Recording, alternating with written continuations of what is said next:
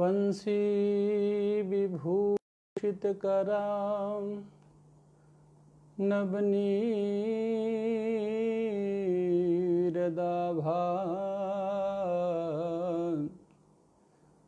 पीताम्बरां दरुणबिम्बफलाधरोष्ठान् पूर्णेन्दुसुन्दरमुखान्दरविन्दनेत्रात् कृष्णात् परं किमपि तत्त्वमहं न जाने। कृष्णात् परं किमपि तत्त्वमहं न जाने। गङ्गातरङ्गरमणीयजटाकलापं गौरीनिरन्तरविभूषितवामभागं नारायणप्रियमनङ्गमदापहारं वाराणसीपुरपतिं भज विश्वनाथं। वाराणसीपुरपतिं भज विश्वनाथं। वाराणसीपुरपतिं भज विश्वनाथं। बोल सद्गुरुदेव भगवान की जय। काशी विश्वनाथ भगवान की जय। काल भैरव बाबा की जय। ओम नमः पार्वती पते हर हर महादेव। सभी के अंतस्थ विराजमान उस परमपिता परमात्मा को वंदन है।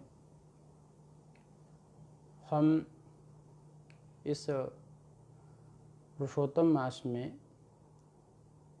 भगवान के गुणानुवाद, भगवान की सुंदर सुंदर चर्चा और भगवान के जो विशेष तत्व हैं उन पर हम लोग चर्चा कर रहे हैं। वास्तव में जीवन का एक सिद्धांत तो होना ही चाहिए कि हम अपने जीवन को किस प्रकार से व्यतीत करें। जिसके जीवन में संतों का प्रादुर्भाव नहीं होता, जिसके जीवन में कोई गुरु नहीं होते, उसका जीवन अधर्म में रहता है, इसमें कोई संदेह नहीं है।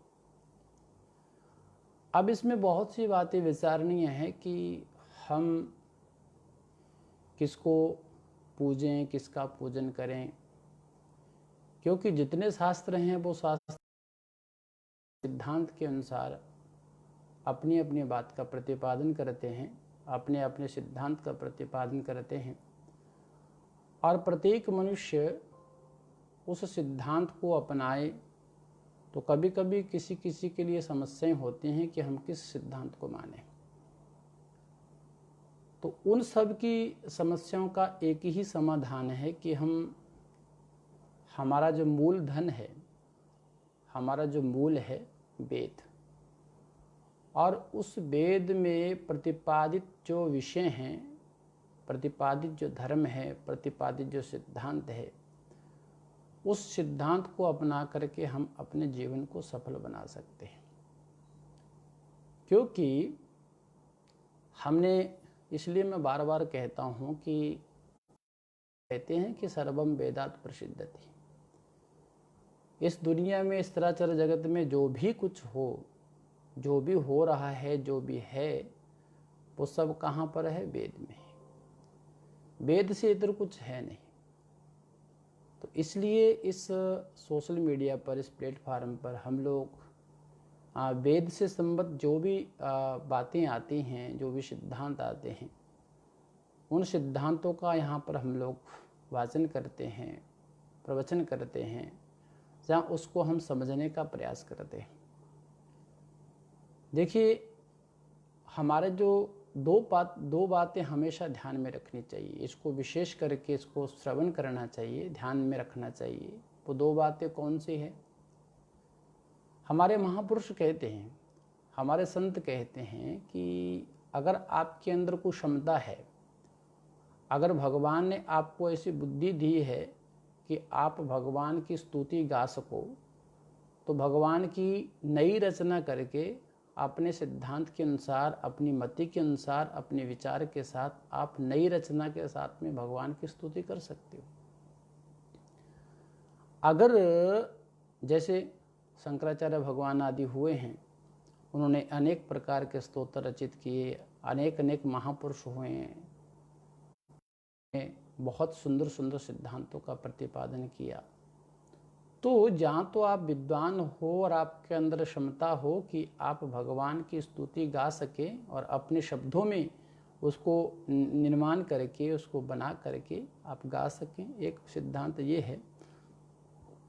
और दूसरा सिद्धांत एक ये भी है कि अगर आपकी क्षमता वहाँ तक जाने की नहीं है, आप वहाँ तक नहीं पहुँच सकते, आप वो कार्य नहीं कर सकते, तो कहते हैं जो पूर्व के हमारे महापुरुषों ने, या पूर्व के हमारे महापुरुषों के द्वारा रचित जो स्तुतियाँ हैं, रचित जो ग्रंथ हैं, उनका स्वाध्याय कर लेने प्राप्त से ही, कर लेने मात्र से ही आपकी स्तुति भगवान के यहाँ स्वीकार हो जाती है। तो दो सिद्धांत, या तो खुद की रचना हो, उसके द्वारा भी भगवान की स्तुति की जा सकती है। यहाँ पर जो पूर्व हमारे महापुरुष रचना करके चले गए हैं, अदृश्य हैं, उनकी रचना को पढ़ के, उनकी रचना को जान करके, उनकी रचना के द्वारा हम भगवान की अगर स्तुति करते हैं तो भी हमारी स्तुति स्वीकार हो जाती है। तो हम लोग क्या कर रहे हैं कि हम लोगों का जो मुख्य है, जैसे हमने बार बार हम कहते हैं कि हमारे परम श्रद्धेय, परम पूज्य, प्रातः स्मरणीय पूज्यपाद वेद दर्शनाचार्य श्री श्री स्वामी गंगेश्वरानंद जी महाराज उदासीन शिरोमणि, जिन्होंने हमारे लिए बहुत बड़ी धरोहर छोड़ के गए हैं, जो जिनकी रचना मतलब अकाट्य है। क्योंकि देखिए, रचना वो ही कर सकता है जो शास्त्र का चिंतन करता हो, शास्त्र का मंथन करता हो। और जो शास्त्र का चिंतन नहीं करता, शास्त्र का मंथन नहीं करता है, तो वो व्यक्ति फिर क्या रचना करेगा।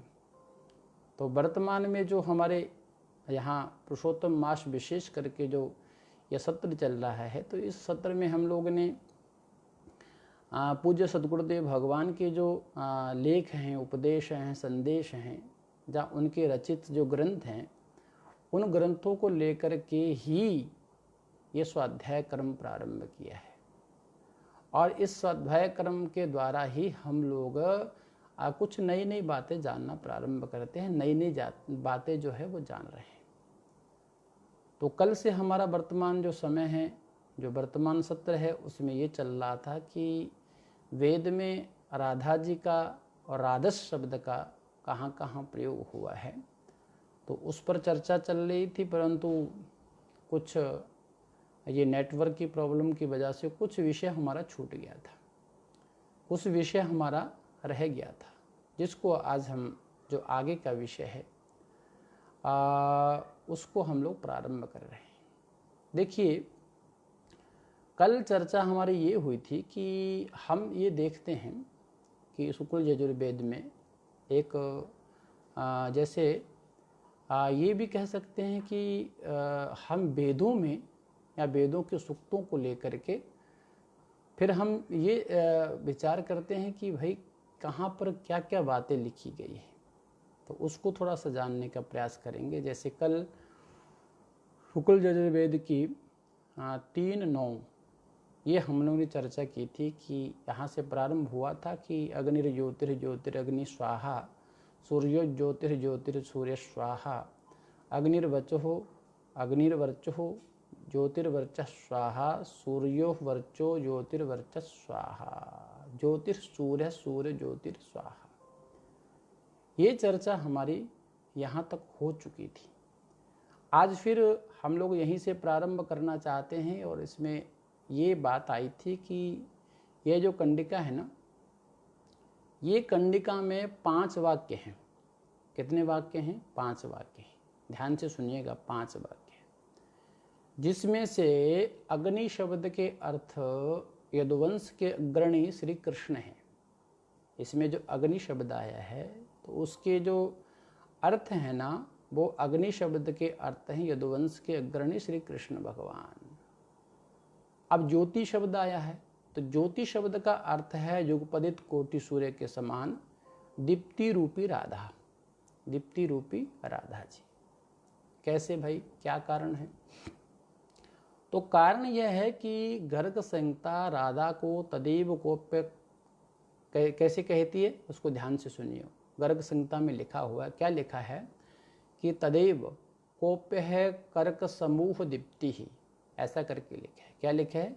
कोप्य है कोप्यर्क समूह दीप्ति। और इस वचन से जो यह निकल करके आता है ना दीप्ति, तो दीप्ति रूप गर्ग संहिता में राधा जी के लिए ही कहा गया है। वहां पर दीप्ति रूप किसके लिए कहा गया? राधा जी के लिए किया है। फिर एक शब्द आया वर्चाह। क्या शब्द आया? वर्चाह। अब वर्चा शब्द का अर्थ क्या होता है? अन्न होता है। वर्चा शब्द का अर्थ क्या है? अन्न है। अगर इसको देखना हो कि वर्चा शब्द का अर्थ अन्न है कि नहीं, तो इसके लिए आपको निघंटू पढ़ने पड़ेंगे। निघंटू के शब्दार्थ को जानना पड़ेगा, तब जाकर के आपके समझ में आएगा।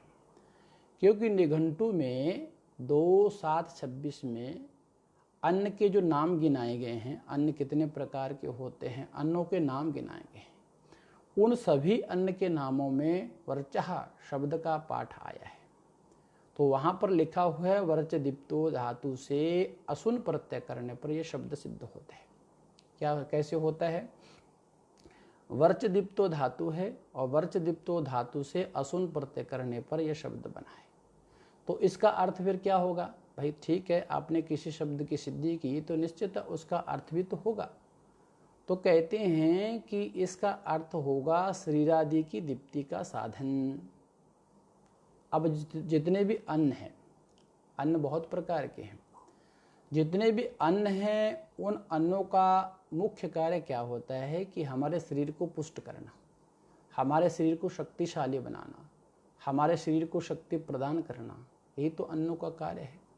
अगर हम अन्न खाते हैं, अन्न खाने के बाद में हमारे शरीर में रक्त आदि का संचार होता है, जिसके कारण हमारे शरीर पर कांति आती है, दीप्ति आती है। तो आप कुल मिलाकर के वर्चा शब्द जो है वो दीप्ति का वाचक है, क्योंकि ये निघंटू में अन्न के स्थान पर पड़ा गया। वहाँ पर वर्चा शब्द किसके लिए प्रयोग हुआ है? अन्न के लिए। अब देखिए, अन्न जितने भी दीप्ति के साधन हैं, शरीर आदि की कांति अन्न भक्षण पर निर्भर है। देखिए, हमारे शास्त्र ना बहुत कुछ सिखाते हैं, परंतु सीखने वाला होना चाहिए।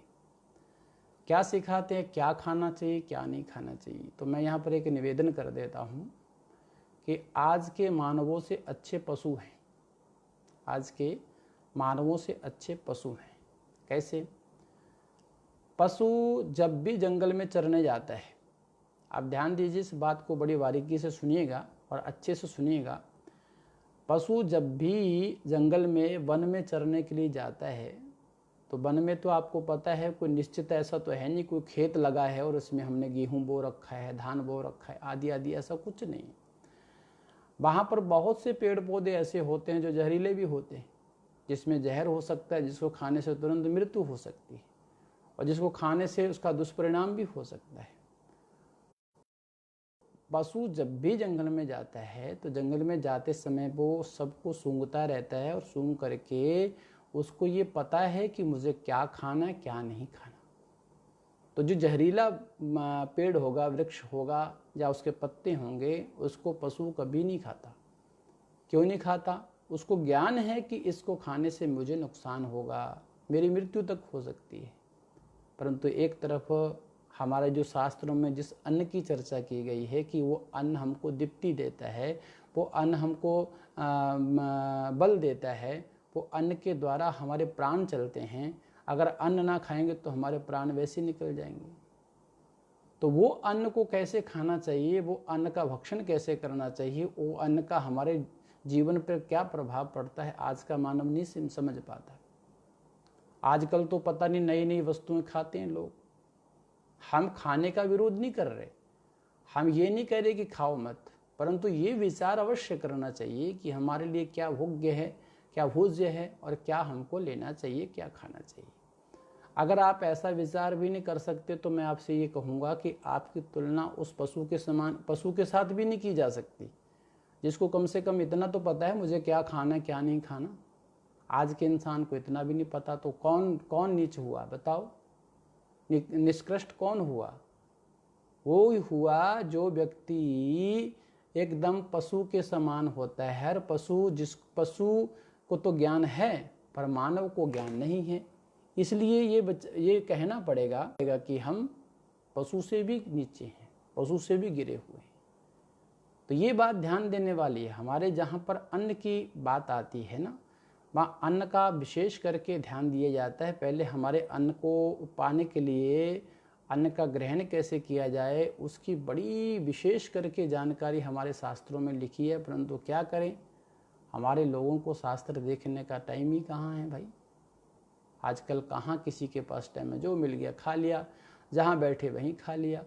ये तो अन्नम ब्रह्म कहते हैं, अन्न क्या है? ब्रह्म है। तो भाई उसका भक्षण कैसे करना चाहिए?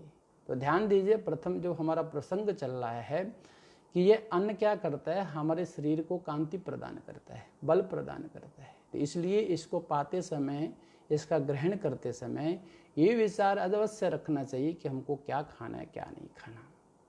अब देखिए, भोग्य की सदृशता के समान, मतलब पाने योग्य जो भोजन है उसके कारण जो अन्न का, यानी अन्नवाची जो वर्चा शब्द है ना, वर्चा शब्द लक्षणा से भृत्य वर्ग का बोधक है। किसका है? भृत्य वर्ग का बोधक है। क्यों? क्योंकि भृत्य वर्ग स्वामी का जो भृत्य वर्ग जो स्वामी है उस स्वामी के योग्य ही है। क्योंकि सूर्य को सूर्य का जो अर्थ है वो अगर हम उसको लेते हैं कि जैसे पूर्व में हमने कहा कि यदुकुल के सूर्य कौन थे, अगर हम विचार करें कि यदुकुल के सूर्य कौन थे तो निश्चित है हम सब जानते हैं कि यदुकुल के सूर्य कौन थे। तो यहाँ पर स्वाहा शब्द, जो स्वाहा शब्द है ना, स्वाहा शब्द जो है सो आंग पूर्वक जुहोत्यादि ओहांग गतो पाणनीय धातु है। ये इस धातु से विच प्रत्यय करने पर बना है स्वाहा शब्द। अब इसका अर्थ क्या है? आपने किसी शब्द की सिद्धि कर दी तो उसका अर्थ क्या है? उसका अर्थ है कि अच्छी तरह सर्वथा प्राप्त करने वाला। स्वाहा शब्द का अर्थ क्या बना? स्वाहा शब्द जो है ना, सु आंग पूर्वक जुहुत्यादि ओहांग गतो, इस पाणनीय धातु से विच प्रत्यय करने पर बन गया है। अब उसका अर्थ क्या हुआ? उसका अर्थ यही हुआ कि अच्छी तरह सर्वथा प्राप्त करने वाला। आप जब हवन करते हैं, जब आप स्वाहाकार करते हैं तो उसका भाव यही होता है कि हमारी संपूर्ण जो सामग्री है श्रद्धा के साथ, हे भगवान हम आपको अर्पित कर रहे हैं। इसको संपूर्ण सामग्री को हम अपनी श्रद्धा के साथ आपको अर्पित कर रहे हैं और इसका ग्रहण करें। अगर स्वाहाकार करते समय आपके मन में ये भाव नहीं है कि हम संपूर्ण जो सामग्री है आपको दे रहे हैं, तो फिर सज्जनों आप ये समझ लीजिए कि वहाँ पर हम ये नहीं कह सकते कि आपका वो यज्ञ सफल होगा, नहीं कह सकते। आप स्वाहा स्वाहा करते रहिए, परंतु यहाँ तक श्रद्धा नहीं है, यहाँ पर श्रद्धा नहीं है, वहाँ पर आपका यज्ञ सफल नहीं हो सकता। तो इन अर्थों से हमको क्या जानना है? इन अर्थों से हम इतना ही जान सकते हैं कि हम जो भी वस्तु प्रदान करें, स्वाहाकार करें, तो उसमें हमारी श्रद्धा अवश्य होनी चाहिए। अगर श्रद्धा नहीं है तो वो यज्ञ सफल होगा कि नहीं होगा ये भगवान जाने। देखिए, अब उसका अर्थ बताया। स्वाहा का अर्थ क्या है? जिंदगी में याद रखिएगा। जैसे स्वाहा स्वाहा स्वाहा करते हैं तो उसका अर्थ होता है कि सर्वथा प्राप्त करने वाला। क्या? अच्छी तरह से सर्वथा प्राप्त करने वाला, जो शुद्ध सामग्री है उसको प्राप्त करने वाला। तो इनको क्रमशः पांचों वाक्यों का मिला करके जो सम्मिलित अर्थ होगा वो अर्थ ये होगा कि अग्नि माने कौन? श्री कृष्ण। और ज्योति माने कौन? श्री राधा जी। ज्योति राधा, अग्नि श्री कृष्ण, ये दोनों स्वरूप हैं, ध्यान दीजिएगा। ज्योति कौन है? राधा। और अग्नि कौन है? श्री कृष्ण है। ये दोनों के स्वरूप हैं। अर्थात श्री कृष्ण राधा के तथा राधा श्री कृष्ण का, दोनों का एक स्वरूप है। श्री कृष्ण राधा के स्वरूप हैं और राधा श्री कृष्ण के स्वरूप है। दोनों का परस्पर अभेद है। दोनों का परस्पर क्या है? अभेद है, अलग नहीं है, भिन्न नहीं। भाई कोई भी भक्त अगर भगवान की प्रार्थना करता है, कोई भी भक्त अगर भगवान को मनाता है, भगवान के प्रति श्रद्धा सुमन अर्पित करता है, तो उसमें सु मतलब सम्यक, मैं, जैसे कहते हैं ना मैं सु मतलब सम्यक भली भांति, आसमंतात, सर्व प्रकार से हा राधा श्री कृष्ण को प्राप्त श्याम, प्राप्त हो जाऊं, उनको मैं पा जाऊं। अर्थात कहने का भाव है कि मुझे युगल सरकार की प्राप्ति हो जाए, ये दोनों की प्राप्ति हो जाए, राधा की भी प्राप्ति हो जाए, श्री कृष्ण भगवान की भी प्राप्ति हो जाए। इसलिए इन दोनों को क्या कहा गया है? युगल। क्या कहा? युगल सरकार कहते हैं। कहते नहीं युगल सरकार की जय, तो मतलब राधा श्री कृष्ण भगवान की जय, ऐसे करके बोला जाता है। अच्छा, एक बात और विचारणीय है यहाँ पर। आप सब लोग इसको बड़े अच्छे ढंग से सुन रहे हैं, मुझे पता है। भले ही हमारी तरफ से कोई नेटवर्क की प्रॉब्लम के कारण आप तक कभी कभी ये कट जाता हो, वो अलग विषय है, उस पर हम ध्यान नहीं देंगे। ये चलता रहता है, जीवन है, जीवन में उतराव चढ़ाव, कभी कष्ट आएगा, कभी मन परेशान होगा, ये सब चलता रहता है। तो विषय से इधर मत जाइए, मैं विषय की बात कर रहा हूँ, तो विषय में ध्यान दीजिए। मान लो आपने भगवान की भक्ति की, भगवान की आराधना की, तो भगवान की आराधना की, भगवान को सुंदर भोग लगाए, भगवान को सब कुछ दे दिया, भगवान से सब कुछ किया। फिर भगवान की पूजा करने का मतलब क्या है? तो भगवान की पूजा करने का, भगवान की आराधना करने का एक ही मकसद होता है, एक ही उसका लाभ होता है कि जो भक्त होता है ना, जो भक्त भगवान की पूजा करता है, उसका एक ही भगवान के प्रति प्रार्थना होती है कि मेरा मानव जीवन सार्थक हो, मेरा मानव जीवन सार्थक हो। मैं इस धरातल पर आया हूँ तो मैं मानव बन के आया हूँ, ईश्वर अंश जीव अविनाशी, भगवान ने मुझे अपना अंश बना करके यहाँ पर भेजा है, तो मेरा यहाँ पर आना सफल हो जाए। हे भगवान, मैं आपकी भक्ति इसलिए कर रहा हूँ कि मेरा यहाँ पर आना सफल हो जाए। ये तो भक्त की कामना होती है। और क्या होता है?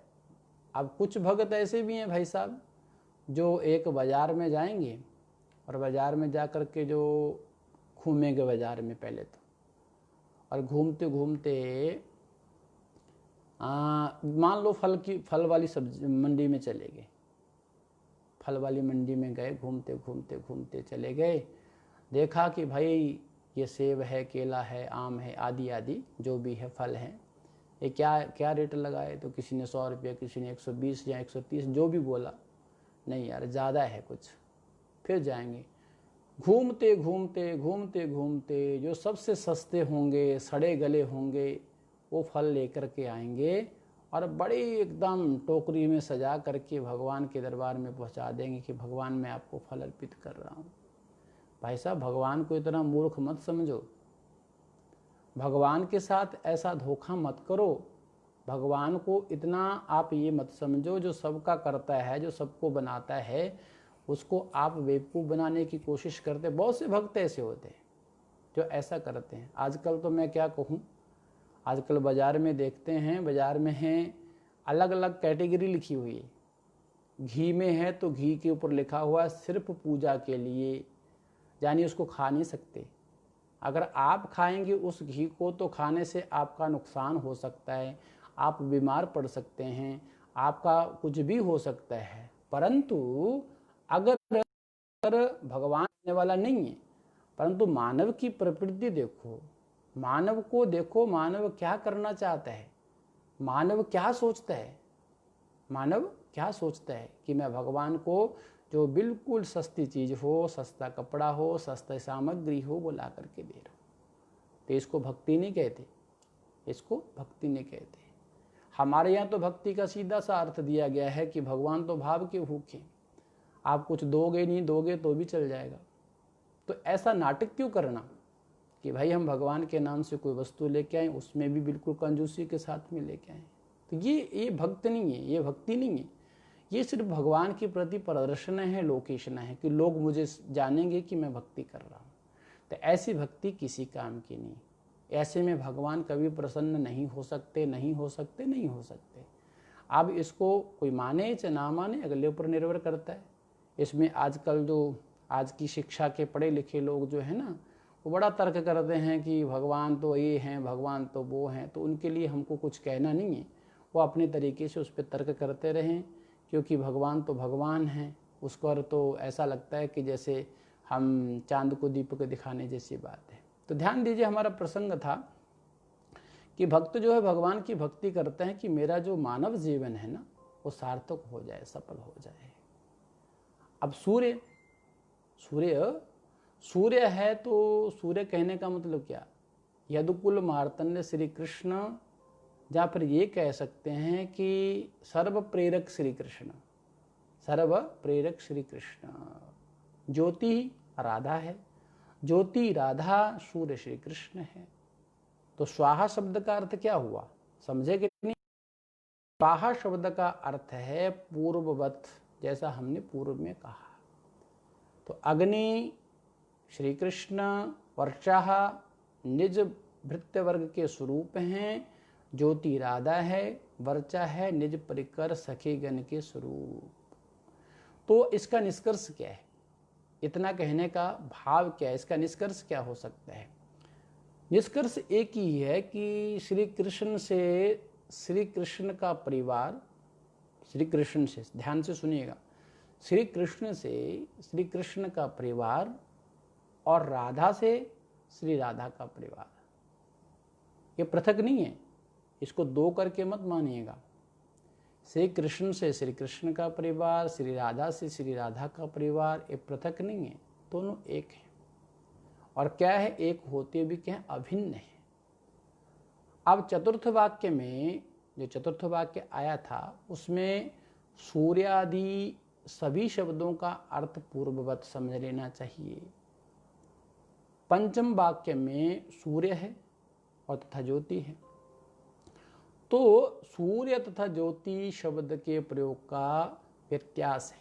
क्या है? व्यत्यास है।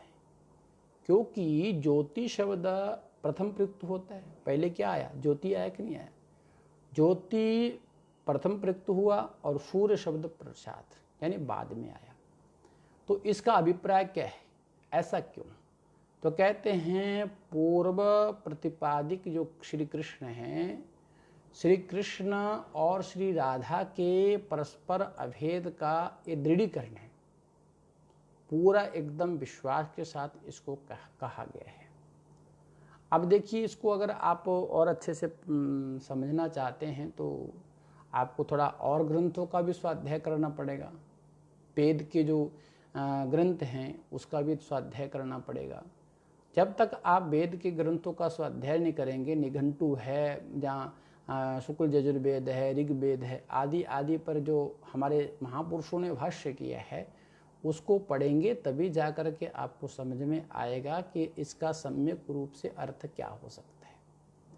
अगर आप पढ़ेंगे नहीं, देखेंगे नहीं, आपके घर में वेद रखा है, आपके घर में संहिताएं रखी है, आपके घर में सब कुछ रखा है, परंतु आप उसको पढ़ने का आपके पास टाइम नहीं।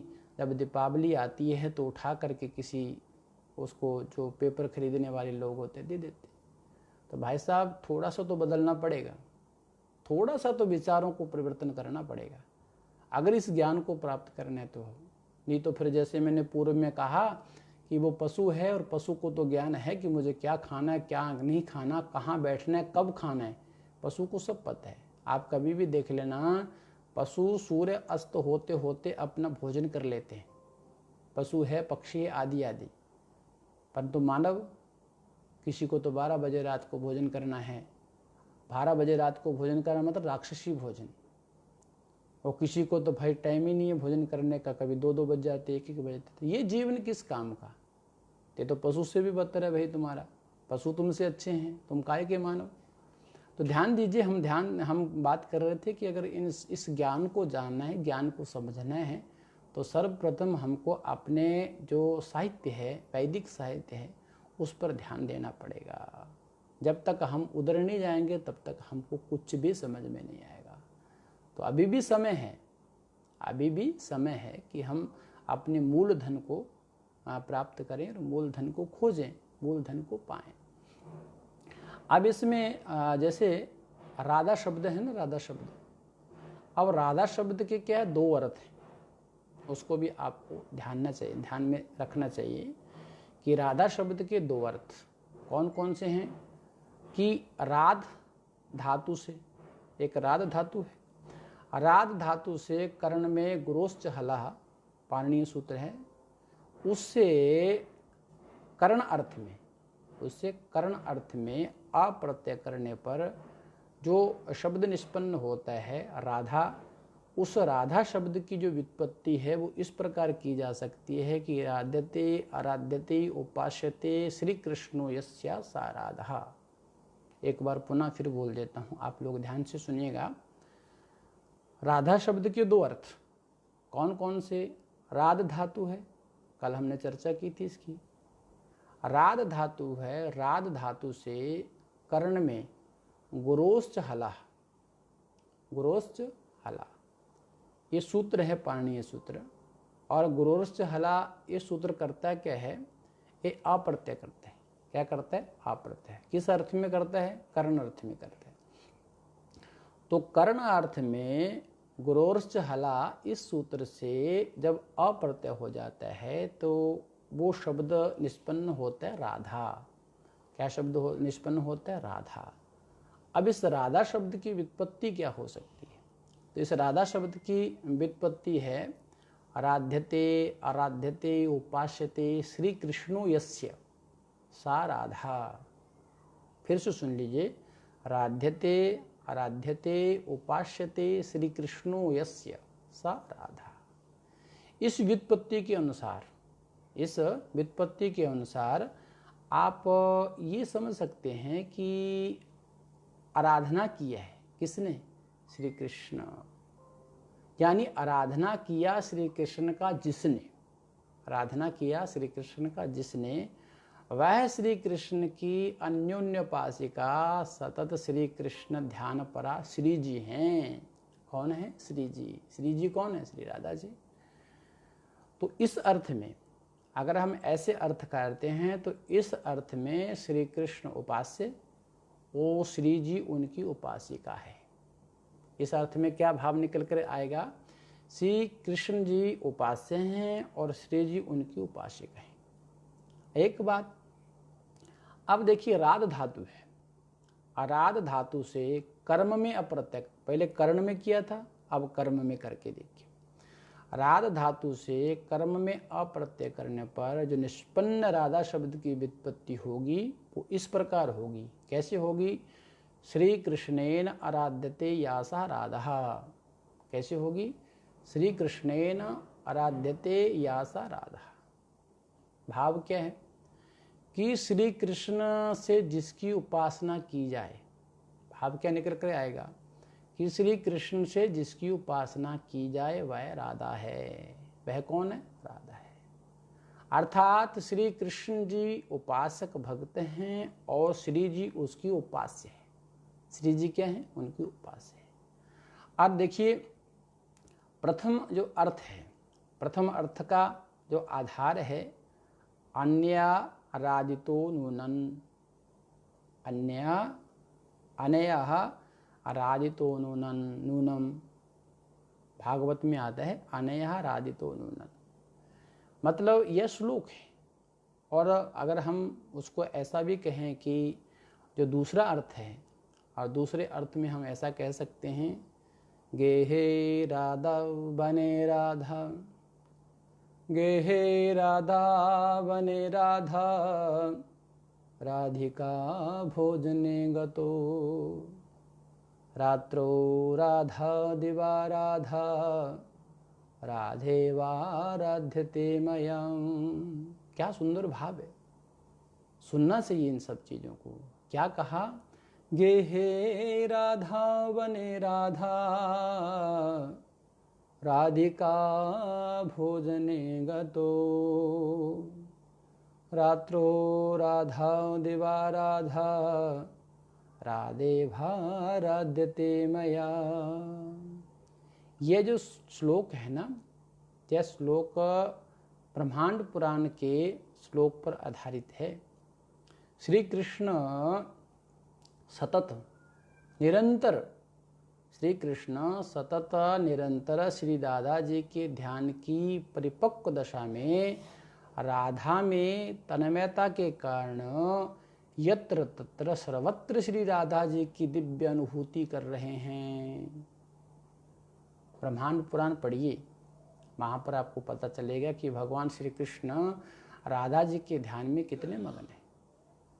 तो श्री कृष्ण की जो हम लोग बात कर रहे हैं, तो श्री कृष्ण की तन्मयता, अगर उनकी राधा जी के प्रति लगाव, राधा जी की भक्ति के प्रति लगाव अगर हम देखते हैं तो बड़ा सुंदर भाव प्रस्तुत किया है किसी हमारे कवि ने। कहते हैं, देहस्ते हम तमपिना ममासीति हंत प्रवादः। क्या बात, आनंद आता है सब चीज़ें पढ़ने में। अब किसी को आता हो ना, अब देते कहते हैं, देहस्ते हम तुमपि च मामासीति हंत प्रवादः प्राणस्ते हम तुमपि च ममासीति तावत् प्रलापः तमेतेस्याहमित्मे च तद्वादितं साधु राधे नो युक्तो नो प्रणविषये युष्मद् अस्मत् प्रयोगः युष्मद् अस्मत् प्रयोगः। इसका तात्पर्य क्या है, इसको भी सुनिए। इसका तात्पर्य क्या कह रहे हैं, इसका तात्पर्य है कि शरीर, प्राण और तथा स्वस्वामी भाव की दृष्टि से, स्वस्वामी भाव की दृष्टि से जो तेरा शरीर है वो शरीर मैं हूँ।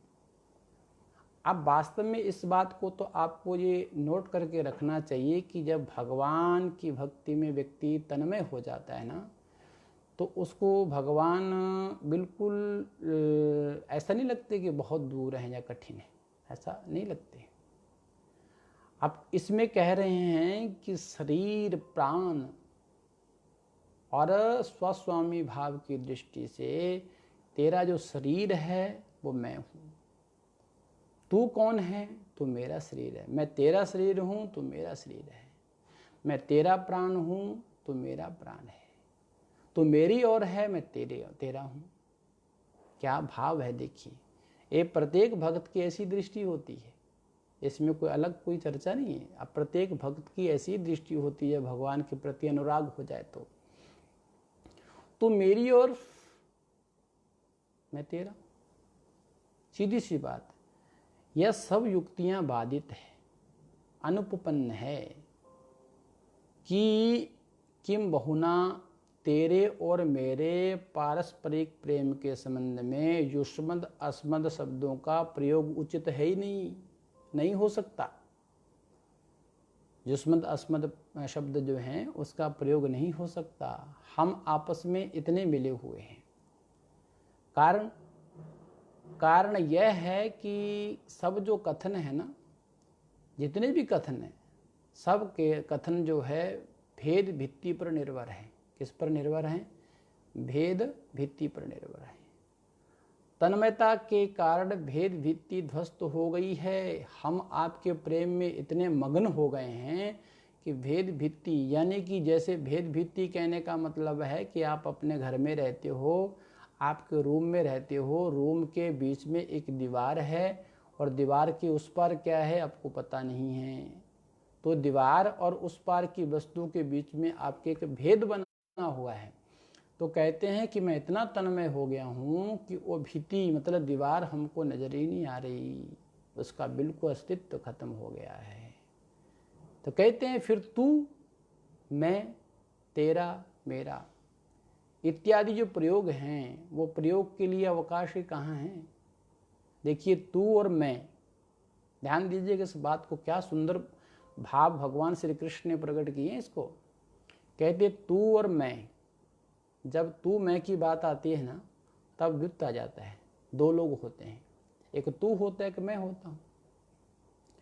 जब जैसे अभी मुझे बड़ी अच्छी बात याद आ गई कि जिधर देखता हूँ उधर तू ही तू है, ये तेरी जुस्तजू है या तेरी आरजू है। रामतीर्थ मिशन के जो संस्थापक हैं श्री राम जी लिखते हैं, शहंशाह राम, वो कहते हैं कि जिधर देखता हूँ उधर तू ही तू है, ये तेरी जुस्तजू है या तेरी आरजू है। हे भगवान, मैं जिधर देखता हूँ बस तू और तू ही तू है। तू ही तू कहने का मतलब तू और मैं नहीं कहा, तू ही तू है। तू ही तू है मतलब मैं भी तू ही है। तो यहाँ पर तू और मैं आ जाए, वहाँ पर दो हो जाते हैं, एक तू हो जाता है, एक मैं हो जाता हूँ। तो भगवान यहाँ क्या कह रहे हैं, क्या सुंदर भाव भगवान ने प्रकट किया कि तू, मैं, तेरा, मेरा, ये तेरा है, ये मेरा है इत्यादि जो प्रयोग किए जाते हैं शब्दों में, युष्मद अस्मद शब्दों का जो प्रयोग होता है इसमें, ये तेरा है, ये मेरा है, त्वम असी, सा तुम, ऐसे करके जो प्रयोग किए जाते हैं युष्मद अस्मद शब्दों का यहाँ प्रयोग होता है, उस प्रयोग का हमारे बीच में कोई अवकाश नहीं है, बिल्कुल वहाँ आ ही नहीं सकते। तो श्री कृष्ण की तन्मयता उन्हें समस्त विश्व की, समस्त विश्व में राधा की झांकी ही के दर्शन करा रही है। राधा के दर्शन हो रहे हैं। भावुक कवि मनोहर पदावली में श्री कृष्ण की दृष्टि में श्री राधा की विश्व रूपता का चित्त आकर्षण करने वाला चित्रण किया गया है। आप लोगों को उसको सुनना चाहिए। क्या कवि जो होते हैं ना, कवि जब उनको श्रद्धा से सुनेंगे, भाव से सुनेंगे, तो आपको ये लगेगा कि बिल्कुल एकदम वो सामने चित्रण हमारे सामने, भगवान श्री कृष्ण हमारे सामने, वो लीला हमारे सामने घटित हो रही है। इसलिए हमारे वृंदावन के जितने भी आचार्य हैं, जितने भी महापुरुष हैं, वो एक ही बात कहते हैं कि उस भगवान के नाम में खो जाना चाहिए। खो जाना चाहिए मतलब मुझे ये रहे ना, पता ही ना चले कि आप कौन और मैं कौन, बस मैं कुछ भी नहीं, जो हो सो आप ही आप ही आप। तो क्या सुंदर कहा, प्रसादे सा पथि पति च सा, पृष्ठता सा पुरा सा, पर्यंके सा दिशि दिशि च सा, तद्वियोगातुरस्य हाँ हो चेता प्रकृति परा, प्रेयसी का पिशासा, सा जगति निखिले, कोयम अद्वैतवादहम। क्या गजब, क्या सुंदर भाव है। प्रसादे, एक बार फिर बोल देता हूँ क्योंकि जितना सुनोगे उतने अच्छा लगेगा। प्रसादे सा पथि पति च सा, पृष्ठता सा पुरा सा, पर्यंके सा दिशि दिशि च सा, तद्वियोगातुरस्य हाँ हो चेता प्रकृतिरपरहं, प्रेयसी का पिशासहं, सा जगति निखिले, ओयम अद्वैतवादः। अब इसका निष्कर्ष क्या है, भाव क्या है, उसको भी सुन लीजिए। कहते हैं श्री राधा के विरह में, आहा क्या बात है, कहते हैं श्री राधा के विरह में व्याकुल होकर के मुझ कृष्ण को समस्त विश्व राधामय भास रहा है। मैंने कहा ना, जिधर देखता हूँ उधर तू ही तू है। तो भगवान श्री कृष्ण कह रहे हैं कि मैं राधा के विरह में व्याकुल होकर के जिधर देखता हूँ उधर राधा राधा मुझको दिखाई दे रही है। सारा विश्व राधामय भास रहा है। राधा के अतिरिक्त विश्व के समस्त पदार्थों का अस्तित्व विलुप्त हो गया है। एक ऐसा अनूठा अद्वैत दर्शन है भाई। इससे बड़ा अद्वैत दर्शन क्या हो सकता है? हो सकता है कोई? इससे बड़ा अद्वैत दर्शन नहीं हो सकता, नहीं हो सकता। भगवान जिधर देखते हैं उधर राधा ही राधा नजर आती है। अब देखिए, अब हमारी कल की चर्चा जो चल रही थी उसमें सिर्फ इतना ही कहना है कि इसका जो मुख्य सारांश था वो ये था कि राधा शब्द का प्रयोग जो वेद है, वेद में कहाँ कहाँ पर उल्लेख आता है। तो राधस शब्द था, तो राधस शब्द का वहाँ पर क्या क्या भाव लिया जा सकता है वेद में, पूज्य सतगुरुदेव भगवान ने उसको विद्वानों के द्वारा उसका चिंतन करके, मंथन करके उसको हम सब लोगों के लिए यहाँ पर प्रसाद रूप से दिया है।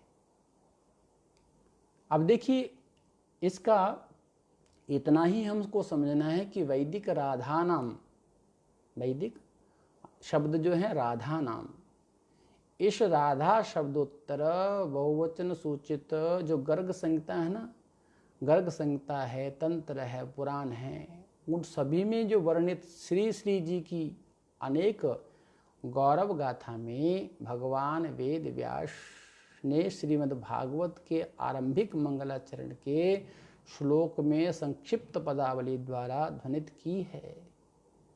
बस थोड़ा सा एक ही विचार करना है कि हम उसको समझें। मैं बार बार इसलिए निवेदन करता हूँ कि सज्जनों, सकल पदार्थ है जग माहि, कर्महीन नर पावत नाही। सब कुछ हमारे वेद शास्त्र पुराणों में भरा पड़ा है। बस थोड़ा सा समय निकाल करके उसको थोड़ा सा देख लो। जब आप उसको थोड़ा सा देख लोगे ना, तो उसमें से आपको इतना आनंद आएगा कि फिर दूसरे शास्त्र पढ़ने की जरूरत नहीं पड़ेगी। आज जो मानव अशांत है, ये कोरोना वायरस जैसी जो बीमारियां आ रही हैं, क्यों आ रही है? इसका मुख्य कारण क्या है? मैं ये नहीं कहता, मैं कोई डॉक्टर नहीं, ना मैं कोई दावा करता हूँ इस चीज़ का। ये तो वो वैज्ञानिकों का कार्य हुआ, अपने तरीके से उसको बताते हैं।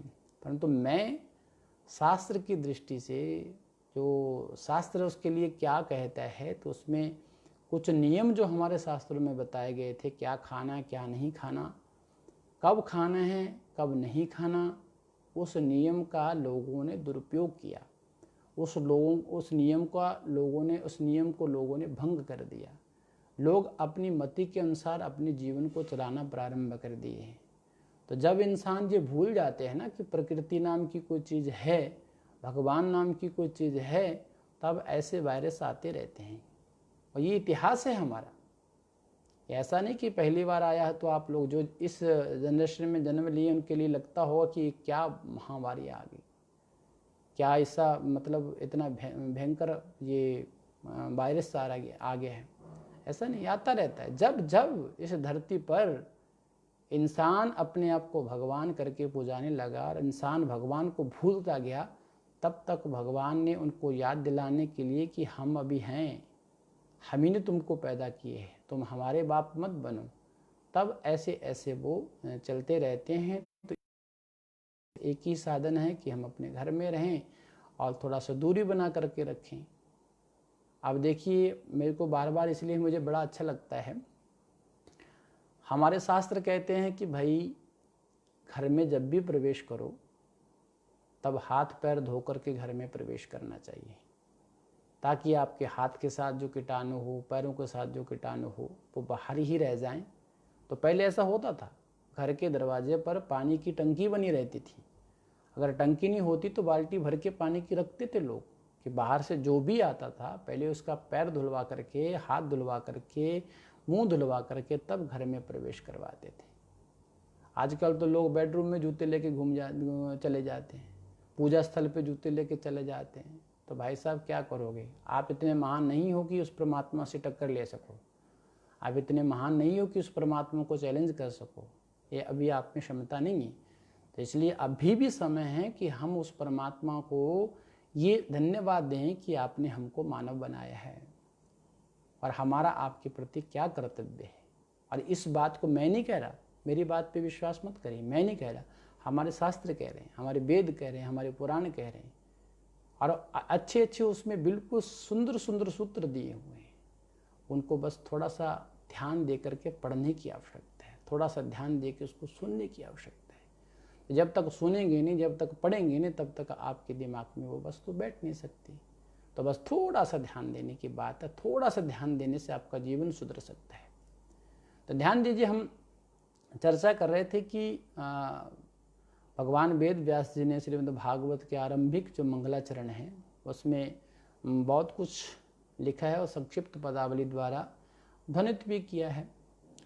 अब यहाँ पर थोड़ा सा ये बात मुझे कहनी थी, इसलिए आवश्यक है कि ये जो हमारा वेद में राधा शब्द को लेकर के हम लोग चर्चा कर रहे थे, तो इसमें वेद में राधा शब्द कहाँ कहाँ आता है और उसका क्या क्या भाव हो सकता है, ये हमने अच्छे से जाना है। और उसको जानने के बाद ये निर्णय हुआ है हमारा कि दो प्रकार के शब्द होते, लौकिक होते, वैदिक होते। तो लौकिक और वैदिक शब्द, वैदिक शब्दों को हम लोग प्रमाणित मानते हैं, क्योंकि व्याकरण आदि शास्त्र जो भी बने हैं ना, वो शब्दों की सिद्धि इसलिए करते हैं कि कौन सा शब्द जो है साधु है, कौन असाधु है। साधु शब्द को अलग करना है, असाधु शब्द को अलग करना है, यही तो व्याकरण शास्त्र का कार्य है। और व्याकरण ही हमको बताता है, व्याकरण शास्त्र ही हमको बताता है कौन शब्द जो है साधु है, कौन असाधु है। तो हम यही प्रार्थना करेंगे कि आप उस शास्त्र का अवश्य ध्यान दें, अवश्य अध्ययन करें जो आपको अच्छे मार्ग पर लेके जाए, सत्य के मार्ग पर लेके जाए। तो आज का ये जो हमारा सत्र था वह यहाँ पर समाप्त होता है। और कल को हम आपको सूचना दे देते हैं कि कल थोड़ा सा अभी क्या आई चर्चा आई थी, अद्वैत वेदांत की चर्चा आई थी। तो कल को थोड़ा ऋग्वेद में अद्वैत वेदांत का कहाँ प्रकरण आता है और अद्वैत वेदांत को ऋग्वेद में किस प्रकार से लिया गया है, तो कल उस पर भी हम लोग चर्चा कल से प्रारंभ करेंगे। यथा समय आप उपस्थित होंगे तो आपको लाभ होगा। तो आज के प्रकरण में इतना ही है। आपका दिन शुभ हो, आप आनंद से रहें, भगवान की कृपा आप पर बनी रहे, सद्गुरुदेव भगवान की कृपा आप पर बनी रहे। इन शुभकामनाओं के साथ में मैं अपनी वाणी को विराम दूं। उससे पूर्व जो हमारा पुरुषोत्तम मास चल रहा है, उस पुरुषोत्तम मास में जो अनुकरणीय हैं, जो करने योग्य है, जो पठनीय हैं, जो पढ़ने योग्य है, उसको अवश्य एक बार हम लोग सब मिल करके पढ़ लेते हैं। और उसको आप घर में भी पढ़ सकते हैं, सुन सकते हैं, क्योंकि ये पुरुषोत्तम स्तोत्र के नाम से ही है और इसको प्रत्येक मानव को पढ़ना चाहिए। ओम श्री विष्णवे नमः। ओम श्री विष्णवे नमः। वंदे विष्णुं गुणातीतं गोविन्दम् एकमक्षरम् अव्यक्तमव्ययं व्यक्त गोपवेशविधायिनं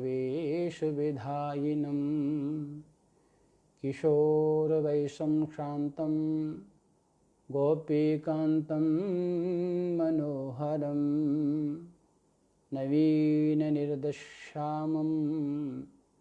कोटिकन्दर्पसुन्दरं वृन्दावनं वनाभ्यन्ते रासमण्डलसंस्थितं लसत्पीतपटं सौम्यं त्रिभङ्गललिताकृतं रासेश्वरं रासवासं रासोल्लाससमुत्सुकं द्विभुजं मुरलीहस्तं पीतवासासमुच्युतम्। अब इसकी फलश्रुति क्या है उसको भी थोड़ा ध्यान देंगे। इति विष्णुं कृतं स्तोत्रं प्रातरुत्थाय या पठेत् पापानि तस्य नश्यन्ति दुःस्वप्ना सत्फलप्रदः भक्तिर्भवति गोविन्दे पुत्रपौत्रविवर्धनी आकीर्तिक्षम् आप्नोति सत्कीर्तिर्वर्धते चिरं सत्कीर्तिर्वर्धते चिरम्। ओम पूर्णमदः पूर्णमिदं पूर्णात् पूर्णमुदच्यते पूर्णस्य पूर्णमादाय पूर्णमेवावशिष्यते। ओम शांति शांति शांति। बोल सतगुरुदेव भगवान की जय। गंगा मैया की जय। काशी विश्वनाथ भगवान की जय। ओम नमः पार्वती पते हर हर महादेव। आपका दिन शुभ हो, आपके जीवन में भक्ति आए, इन शुभकामनाओं के साथ में सभी को हरिओम। आप लोग आनंद से रहें।